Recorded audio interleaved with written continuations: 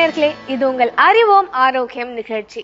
அறிவோம் ஆரோக்கியம் நிகழ்ச்சியோட முதல் பகுதி மூலிகை மகத்துவம்ல தினம்தோறும் வெவ்வேறு மூலிகைகளை பத்தி நிறைய விஷயங்கள் பார்த்து தெரிஞ்சுட்டு இருக்கோம்.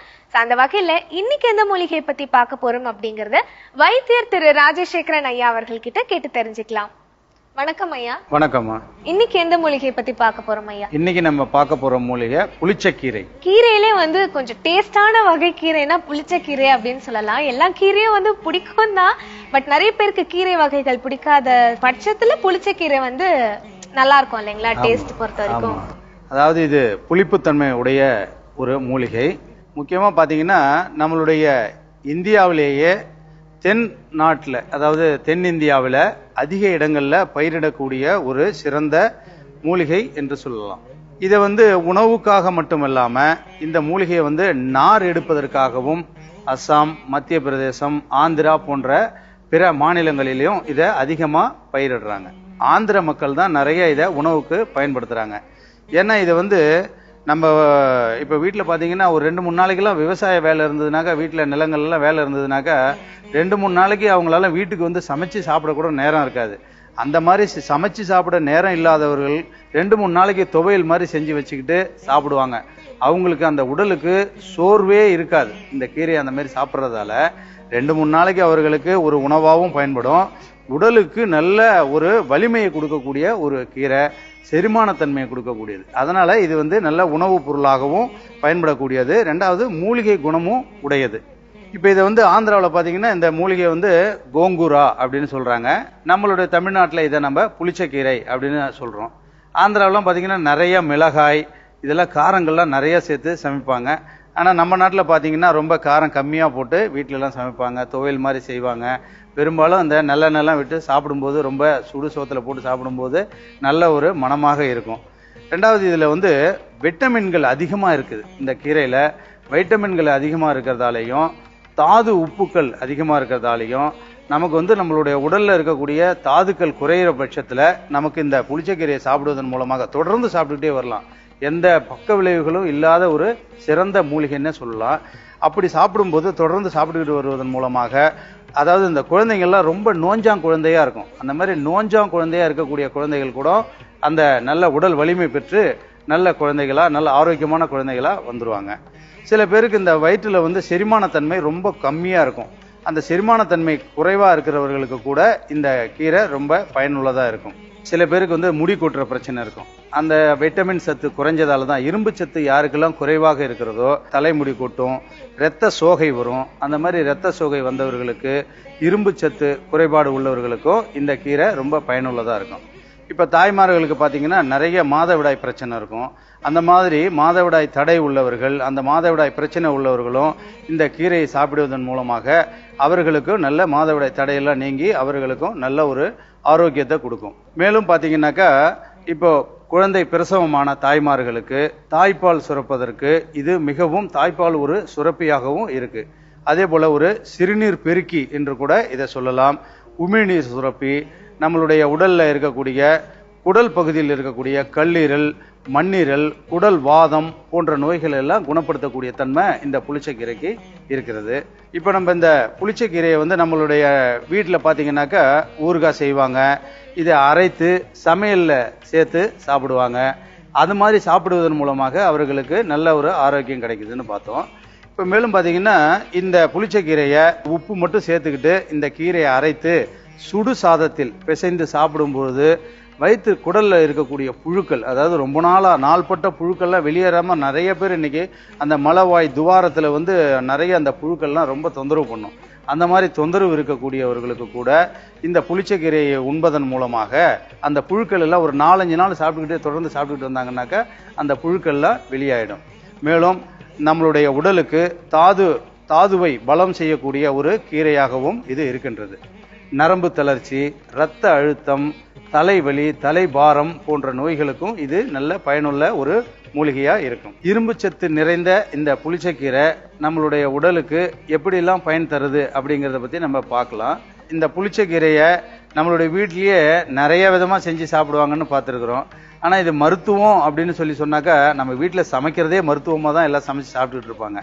இதை மருத்துவமா உள்ளதா பயன்படுத்துறதுக்கு எப்படின்னு கேட்டிங்கன்னாக்கா, இந்த வீக்கம், அதாவது சில பேருக்கு பார்த்தீங்கன்னா கை காலெல்லாம் வீக்கங்கள்லாம் இருக்கும், கழல கட்டிகள் இருக்கும். அந்த மாதிரி பழுக்காத கட்டிகளுக்கெல்லாம், பெரிய கட்டிகளுக்கெல்லாம் இதை அரைத்து, வேற எதுவுமே சேர்க்க வேண்டாம், இந்த புளிச்சக்கீரையை நன்றாக அரைத்து அந்த விழுதுவை அந்த கட்டியின் மீது பூசி வருவதன் மூலமாக பழுக்காத கட்டியெல்லாம் பழுத்து உடைந்து அந்த புண்ணும் ஆறிடும்.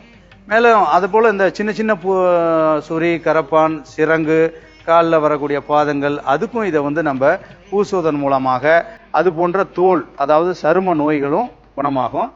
அதை எப்படிங்கிறத இப்போ நம்ம செஞ்சு பார்ப்போம். சரி.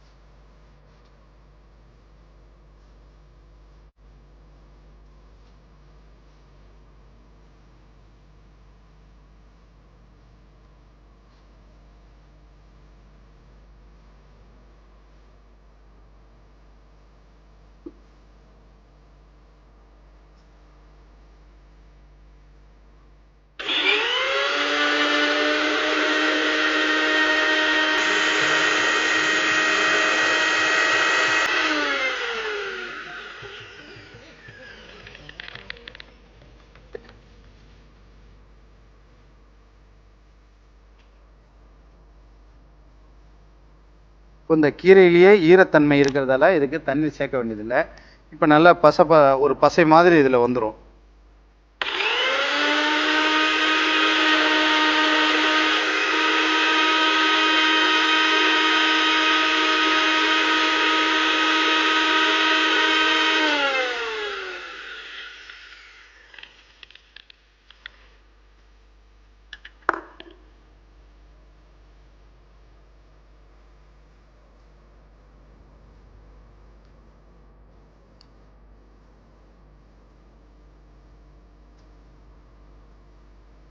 இப்போ இந்த மாதிரி இதை நம்ம அரைச்சிக்கிறோம். உள்ளுக்கு எவ்வளவு பயனுள்ளதாக இருந்தது அப்படின்னு சொல்லி பார்த்தோம். இது உள்ளுக்கு மட்டும் இல்லாமல் வெளிப்பிரயோகத்துக்கும் நமக்கு நல்ல ஒரு பயனுள்ள ஒரு மூலிகையாக இருக்கு. நல்ல விழுது மாதிரி இப்படி அரைச்சி உருண்டையா எடுத்துக்கணும். ஆமாம், உருண்டையாக எடுத்துக்கிட்டு அந்த வீக்கம் உள்ள பகுதியில், கட்டி உள்ள பகுதிகளில் இதை தடவிட்டு ஒத்தடம் கொடுக்கலாம், இல்லை அப்படியே கட்டிக்கலாம். சுளுக்கெல்லாம் வந்திருக்கு பாருங்க, அந்த மாதிரி உள்ளவர்களுக்கு அது சம்பந்தமாக வந்த வீக்கம், அது எல்லாமே கூட இரத்த கட்டு உள்ளவங்களுக்கு எல்லாம் கூட இதை பூசுவதன் மூலமாக அந்த இரத்த கட்டு எல்லாம் குணமாகும். வெறும் இலையை மட்டும் அரைச்சி கட்டினாலே போதுமா? சேர்மான பொருள் எதுவும் தேவையில்லைம்மா. நேரடியா நம்ம அரைச்சி அதை அப்படியே கட்டினாலே இது குணமாயிடும். புளிச்சக்கீரை உருண்டை தயாரிக்கும் முறை: புளிச்சக்கீரை இலைகளை மட்டும் கிள்ளி மிக்சியில் போட்டு தண்ணீர் சேர்க்காமல் கெட்டியாக அரைத்து சிறு சிறு உருண்டைகளாக பிடித்தால் புளிச்சக்கீரை உருண்டை தயார். புளிச்சக்கீரை சாப்பிடுறதுக்கு தான் சுவையா இருக்கும் அப்படின்னு நினைச்சா அது வெளி எக்ஸ்டர்னல் யூஸும் செய்யலாம் அப்படிங்கறத பத்தி இன்னைக்கு எங்களுக்காக சொல்லியிருந்தீங்க. ரொம்ப நன்றி ஐயா.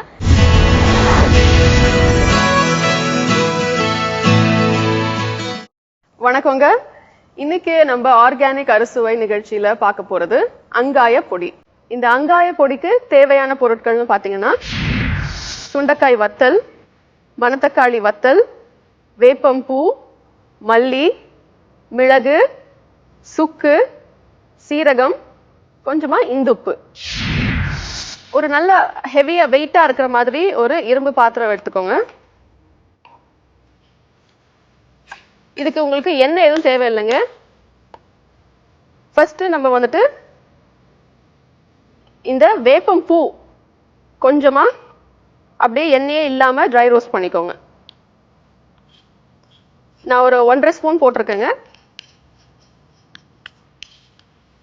இதுல முக்கியமான என்னதுன்னு பாத்தீங்கன்னா, அங்காய பொடி அப்படிங்கிறது நம்ம இந்த பருப்பு பொடி, இட்லி பொடி இதெல்லாம் இருக்கு இல்லையா, அந்த ரைஸ்ல போட்டு பிசைஞ்சு சாப்பிடுற பொடி தான் இது. இந்த அங்காய பொடி அப்படின்னா என்னன்னா, இந்த பத்திய சமையல் சொல்றோம் இல்லையா, பிரெக்னெண்டா இருக்க லேடிஸ், குழந்தை பிறந்ததுக்கு அப்புறமா அவங்க கொஞ்சம் பத்தியம் இருக்கணும் அப்படின்னா இந்த பொடி கண்டிப்பா அவங்களுக்கு கொடுக்கலாம் நீங்க. ஏன்னா இதுல தேவையான பொருட்கள் எல்லாமே ரொம்ப ரொம்ப சத்தான பொருட்கள். இது எல்லாமே உங்களோட இம்யூனிட்டியை பூஸ்ட் பண்ணும். அப்புறம் உங்களுக்கு தேவையான அளவு இன்டைஜஷன் இல்லாம பாத்துக்கும். ஸோ அதனால இந்த பொடி உங்களுக்கு ரொம்பவே கண்டிப்பா நீங்க கொடுக்கணும். இப்போ இந்த அங்காய பொடி என்னன்னா, அதோட பேரோட இதுவே பாருங்க, அங்காய பொடிங்கிறதே அழகிய உடல் பெறுவதற்கான பொடி. அதாவது ஸ்பெசிஃபிக்கா நம்ம பிரெக்னெண்டா இருக்க லேடிஸ் குழந்தை பிறந்ததுக்கு அப்புறமா வெயிட் போடுறதுக்கு நிறைய சான்சஸ் இருக்கு இல்லையா? அந்த வெயிட் போட்டாலும் அவங்களுக்கு டைஜஷன் நல்லா இருந்தது அப்படின்னா உடல் நலம் நல்லா இருக்கும், அவங்க வெயிட் குறையறதுக்கும் நிறைய சான்சஸ் இருக்கு. அதனால இந்த பொடிக்கு பேரே வந்துட்டு பாத்தீங்க அப்படின்னா அழகிய உடல் பெறுவதற்காக செய்யப்பட்ட ஒரு ஸ்பெஷல் பொடி. ஓகே, இப்போ நம்ம இந்த வேப்பம் பூவை ஃபுல்லா எடுத்துக்கலாம். அடுத்தது நம்ம இந்த மணத்தக்காளி வத்தல் அப்புறம் சுண்டக்காய் வத்தல் இது ரெண்டையும் போட்டு கொஞ்சமா ஒரு லைட் சிம்மிலே வச்சுக்கோங்க. சிம்மிலே வச்சு கொஞ்சமா நம்ம இது பண்ணிக்கலாம். மணத்தக்காளி வத்தல் இது கொஞ்சமா நீங்க அப்படியே இது பண்ணிக்கோங்க. இந்த மாதிரி ட்ரெடிஷனல் பொடி அப்படின்னு பாத்தீங்கன்னாலே வந்துட்டு எத்தனையோ வருஷ காலமா அவங்க ரிசர்ச் பண்ணி பண்ணி ஒவ்வொரு இன்கிரீடியன்ட்லயும் வந்துட்டு என்னென்ன முக்கியத்துவம் இருக்கு, எது போட்டாக்க உங்களுக்கு என்ன மாதிரி உடல் நலம் கிடைக்கும், இது எல்லாமே பாத்தீங்கன்னா நான் சொல்லியிருக்க லிஸ்ட் எல்லாமே வந்துட்டு இங்க லோக்கலா இங்கே நம்ம ஊர்ல கிடைக்கிறது தாங்க. எதுவுமே நீங்க வந்துட்டு வேற ஊர்ல இருந்து கொண்டு வரணும்ன்ற அவசியம் இல்லை. ஸோ இங்க இருக்க பொருட்கள்லயே என்னென்ன உடல் நலத்துக்கு நல்லது, எது சாப்பிட்டா எந்த டைம்ல சாப்பிட்டா நல்லதுங்கிறது வந்துட்டு அவங்க ஏற்கனவே வந்துட்டு நம்மளுக்கு சொல்லி கொடுத்துட்டு போயிட்டாங்க. இப்ப நடுவுல நம்ம கொஞ்சம் மறந்துட்டோம். இப்ப மறுபடியும் இதை வந்துட்டு திருப்பி நம்ம கொண்டு வந்துடலாம். வீட்டுல சாப்பிடுற உணவே வந்துட்டு மருந்து அப்படின்னு சொல்லி நம்மளுக்கு தெரியும், கேள்விப்பட்டிருக்கோம். அதை நம்ம கொஞ்சம் ப்ராக்டிஸ் பண்ணவும் ஆரம்பிச்சோம் அப்படின்னா அது கண்டிப்பா நம்மளுக்கு நல்ல ரிசல்ட்ஸ் கொடுக்கும். இதுவும் இப்போ ரெடி ஆயிடுச்சு. இதையும் சேர்த்து இது கூட கொட்டிக்கலாம்.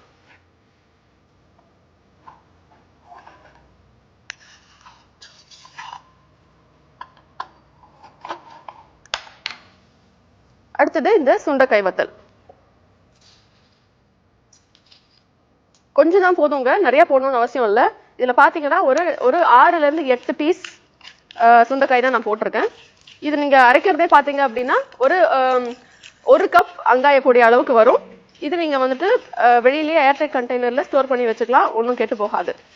இது நீங்க சாப்பிடும்போது கொஞ்சமா வந்துட்டு நெய்யோட கலந்து வெறும் சூடான சாதத்துல கலந்து சாப்பிடலாம்.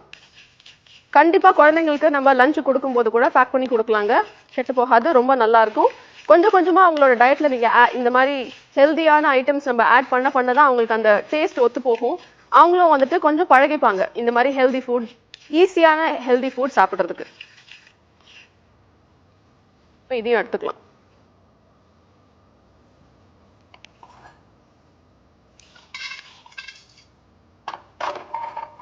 இப்போ மற்ற இன்கிரீடியன்ஸ் எல்லாத்தையும் மொத்தமா சேர்த்துட்டு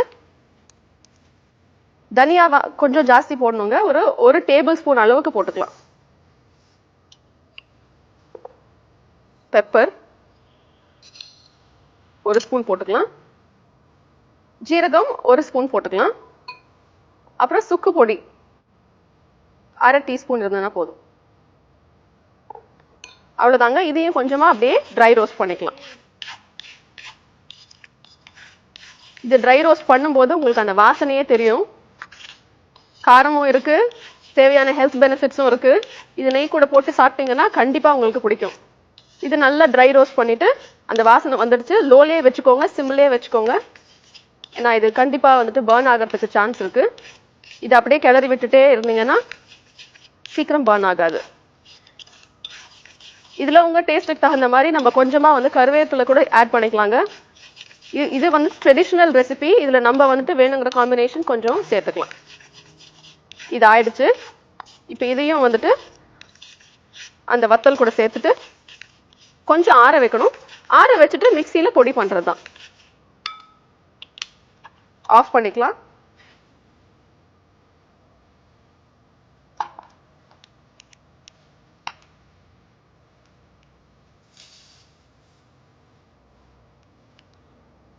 இப்போ இந்த அங்காய பொடிக்கு தேவையான பொருட்கள் எல்லாத்தையும் நம்ம வறுத்து வச்சுட்டு இருக்கோம். சூடும் ஆறி போயிடுச்சு. இப்போ நம்ம இதை மிக்சியில போட்டு நல்லா பவுடரா அரைச்சுக்கலாம்.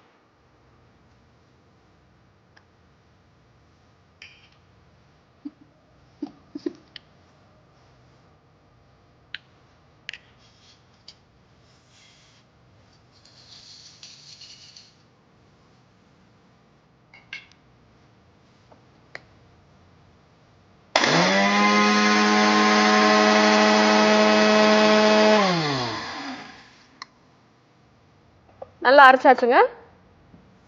இப்போ மிக்சியில இருந்து அந்த பொடி எடுத்துடலாம்.